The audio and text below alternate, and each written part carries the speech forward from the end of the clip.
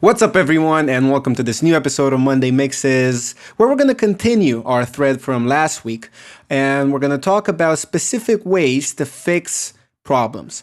And in this case, we are going to address wide lead sounds, because sometimes we do want the leads to be wide in terms of the space they occupy in the stereo field, but that usually causes phasing issues. So we have a simple solution to avoid disrupting the phase in the lower end of the spectrum, but at the same time maintaining that wide sense of space of the lead sound. So it only involves two plugins. It's super easy, so let's jump into it. Okay, so I'm in Reaper now, and let me play you the pad I have. Some of you might recognize this melody.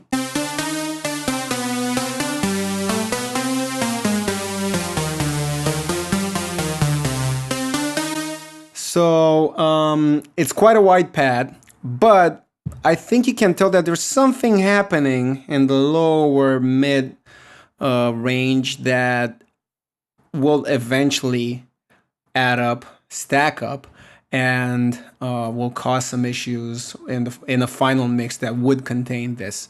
So the first thing we need to do is add the Voxengo meter to see exactly what's happening in terms of phasing. And this is a free plugin. Highly recommend you download it now. Just pause the video and download this. It's fantastic. And it's a multi-band. It can go up to 64. I usually keep it at 32. It's a nice average at and the average time at about 1000. So let's have a listen to this and see what it tells us.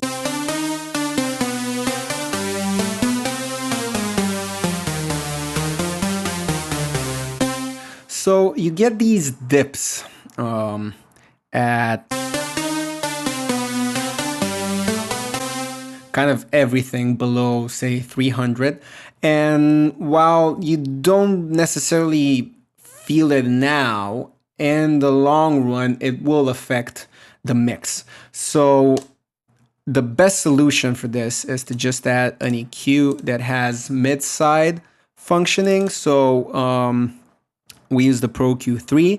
And actually, before you start tweaking mid-side and start taking out some of that stuff on the side, it's better just to cut everything below a certain threshold and just to make sure that you have a clean slate to start with, because this one's a bit muddy to start with.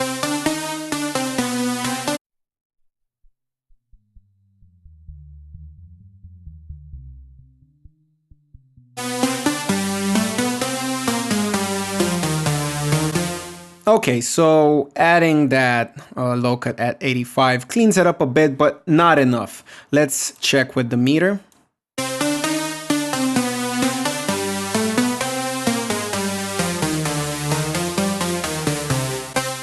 A bit better, but on some sections it's actually a bit worse. So just because not having that mid information and the low end makes everything a bit unbalanced in terms of phasing.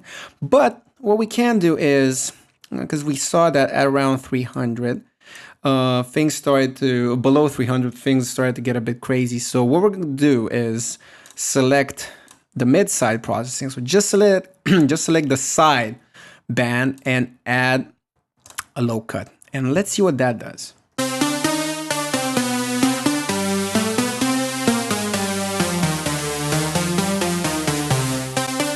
It completely removes any phase issues, and the overall sound will work much better in a mix. So all of that information is now in the mid, below 300, and then the rest in the highs can be a bit phasy because we need that width up high, not in the low. So let's have a listen to that with a before and after.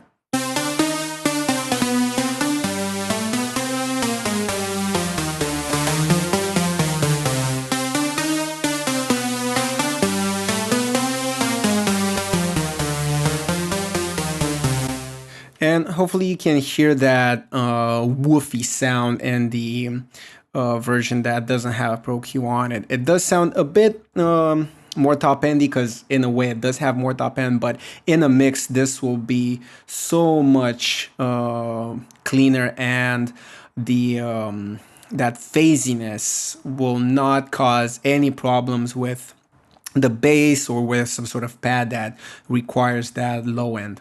Okay, so there's not that much to it. It's quite easy to fix phasing issues in the low end of a really wide lead sound, and it literally just involves adding a mid-side EQ, and the FabFilter is fantastic at this. Just get rid of all of that information from the sides below a certain threshold, and your mix will sound much cleaner.